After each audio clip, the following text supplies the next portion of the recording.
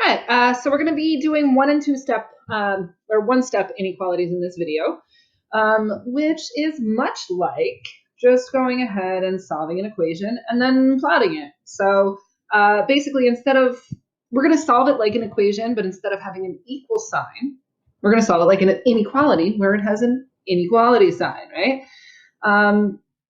So just like an equation you'd be solving, you would add 8.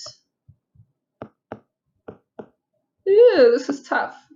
I'm not a fan. Okay, I would add 8 to both sides, right? The r would come down. Negative 8 plus 8 cancels off. That's why we did it. The inequality sign comes down. 2 plus 8 is, of course, 10. So it's just like solving any one-step equation, but now we need to focus on plotting it. So there's my number. It's 10, right? There's no or equal to thing, so we're not going to fill it in. We're going to use an open circle, and I have to ask myself, are those numbers less than 10 or bigger than 10, right? And if you look at the little alligator mouth, you'll know that r is smaller, so you just shade everything smaller.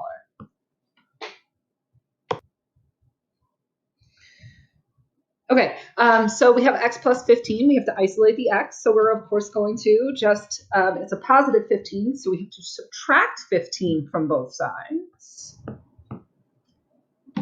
Subtract 15 from both sides. It should be writing, but it's not. Subtract 15 from both sides. So we get negative 19 is less than x.